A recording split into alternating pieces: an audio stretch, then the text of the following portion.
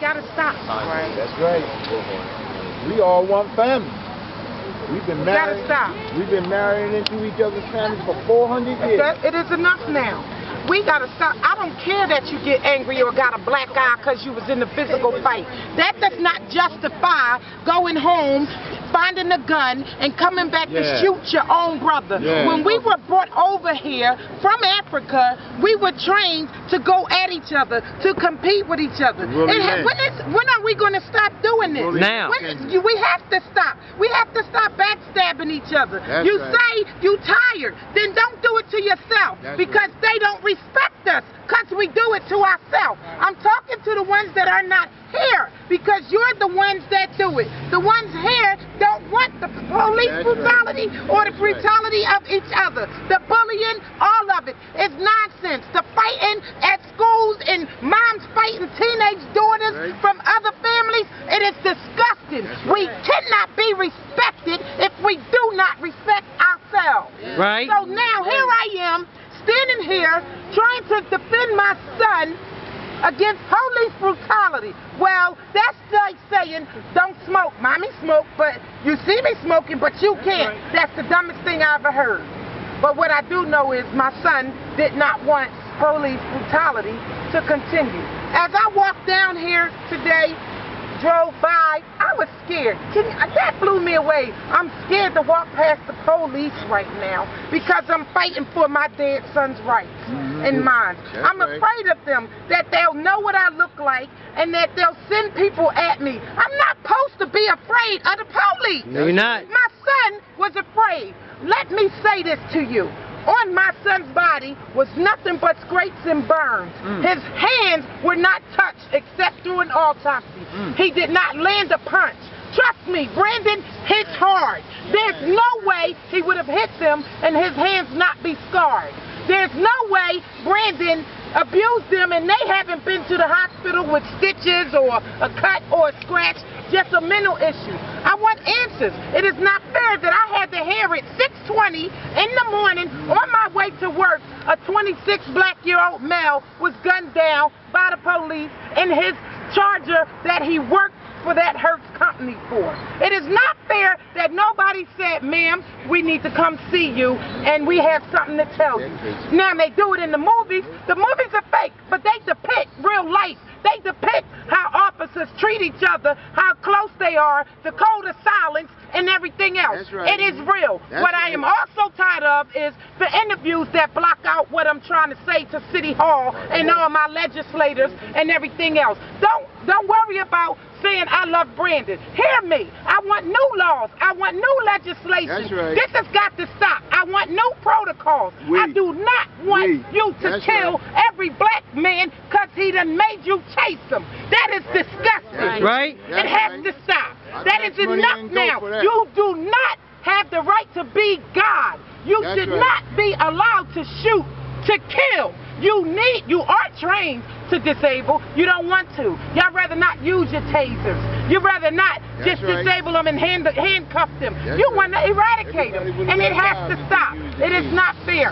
I'm going to find some way, and I want somebody to hear me. Lead me down the path for new laws and legislation. I need to talk to someone. They need to hear me. It is not okay that the police get to judge you, jury you, sentence you, execute you. It is not okay. We can't keep allowing them to do this to us. We won't. I should not be standing here with a hole in my throat from my neck down to my pelvis because I'm scared and in pain. And you're here to protect me? I don't feel like you are. I feel like you're against me because your blood is blue and mine is red. And you're wrong. You're dead wrong. It has to stop. You were here to protect and serve. Frankly, I think all type of psychological evaluations need to happen before you're allowed on the force. Now, I do not know the procedure for doing it, but you need more psychological evaluations. You need polygraphs to determine if you're racist or not to even be on the police. There you go. Anywhere. That way, ain't nothing wrong with 2% of it, 3%. Unfortunately, some of us do have a little bit of it in us, but not to the point where you will not be equal and fair. Not to the point where that white man was waving a gun at all of them police cars in the mall and you didn't shoot him because you said he was drunk. My son was sober. Why you had to shoot him? There you go. So it's no excuse for the behavior that is happening from the police. It is no excuse for the ignorance. It is no excuse for none of it. Now, I do have a speech and can't get to it. But there is an article, I want to say article number 1, section 8. It allows them to make laws to suit their situation. When you break it down in layman's terms for somebody like me who only started their bachelor's at Temple, it allows them to change laws to suit their situation. That's right. That has to stop. Yes. So, here we go. I felt threatened. I had to shoot him. That allows them to change laws to suit their situation. That's right. In Mayfair, there's footage from one end of Frankfurt to the other. And I'm telling you, that footage is put away or burnt, locked and capped, whatever. But they had footage when the Phillies play. They had footage when the Eagles and when the Phillies won a championship. You could see that Frankfurt had got me.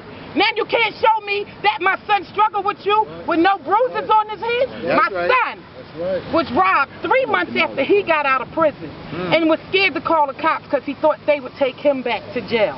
He called his father and said, "Daddy, what am I supposed to do? I don't want to get involved with the cops because they're going to lock me up." And my son was robbed at gunpoint. But that's okay, though. So he had to deal with that emotionally and watch his back and now die from a police officer that he was afraid of, that I am now afraid of, that I come out and wear all kind of hats so they don't notice me and make me feel intimidated. It was intimidating just walking down 6th Street and seeing that. What? You protest? Now, when 2 police officers killed in New York, it's a huge mass publicly displayed. Everybody cares. And you want to tell me which lives matter? Which lives matter? Which lives matter? If they say all lives matter, what's the problem then? That's right. Why are you not concerned with me and giving me answers? Why is no captain knocking on my door saying, "How can we help you?" Let me give you the answers I have. Not one captain. Now, they say my son was gunned down by 2:47 in the morning. I heard at 6:20. Nobody was going to come to my house and tell me they just gunned down my son because his headlights were not on when he drove his car.